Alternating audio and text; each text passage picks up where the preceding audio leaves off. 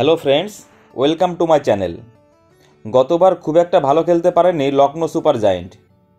আইপিএলের প্লে অফে উঠতে পারেনি তারা। প্রতিযোগিতার শেষ দিকে সানরাইজ হায়দ্রাবাদের কাছে 10 উইকেটে হারার পর মাঠেই অধিনায়ক লোকেশ রাহুলকে ধমক দিয়েছিলেন দলের মালিক সঞ্জীব গোয়েঙ্কা। তখনই জল্পনা শুরু হয়েছিল এবার আর লখনৌয়ে থাকবেন না রাহুল। সেটাই হয়েছে। গোয়েঙ্কার সঙ্গে সেই ঘটনা নিয়ে এতদিন পরে মুখ খুললেন রাহুল। জানালেন সেই ঘটনা গোটা দলকে প্রভাবিত করেছিল। স্বাধীনতার খোঁজে এবার লখনৌ ছেড়েছেন তিনি। সম্প্রচারকারী চ্যানেলে রাহুল জানিয়েছেন, সেদিন যা হয়েছিল তা ভালো হয়নি। তিনি বলেন, ম্যাচের শেষে মাঠে যা হয়েছিল তা ভালো হয়নি। সকলে দেখছিল। এই ধরনের ঘটনা ঠিক নয়।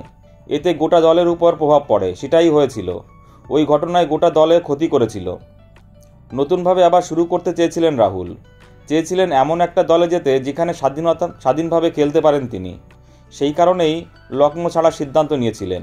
রাহুল বলেন, আমি আইপিএলে আবার নতুনভাবে শুরু করতে চেয়েছিলাম স্বাধীনভাবে খেলতে। এমন একটা দলে যেতে যেখানে সাজঘরের পরিবেশ এতটা চাপের থাকে না। কখনো কখনো ভালো কিছু পেতে গেলে কিছু ছাড়তে হয়।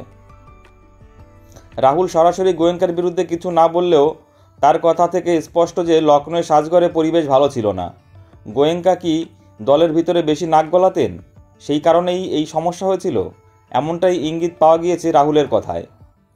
চলতি বছর রাহুলকে দলে না রাখার বিষয়ে গোয়েঙ্কা জানিয়েছেন, সকলে মিলে এই সিদ্ধান্ত নিয়েছেন তারা। তিনি বলেন, জাহির খান, জাস্টিন ল্যাঙ্গার ও বাকিদের সঙ্গে কথা বলেই এই সিদ্ধান্ত নেওয়া হয়েছে। আমরা এমন ক্রিকেটার চেয়েছিলাম যারা নিজেদের আগে দলকে রাখেন, ব্যক্তিগত রেকর্ডের কথা ভেবে খেলে না। তাদেরকেই ধরে রেখেছি। গোয়েঙ্কার কথা থেকে বোঝা গিয়েছে রাহুলকে সেই দলে রাখছেন না তিনি।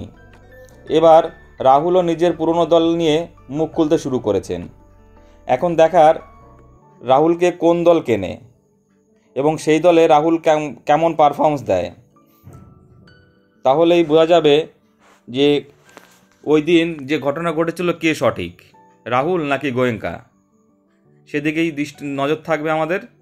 বন্ধুরা, ভিডিওটি ভালো লাগলে অবশ্যই লাইক, কমেন্টস এবং শেয়ার করে দেবে এবং চ্যানেলটা সাবস্ক্রাইব করে দিও। সকলে ভালো থেকো। ধন্যবাদ।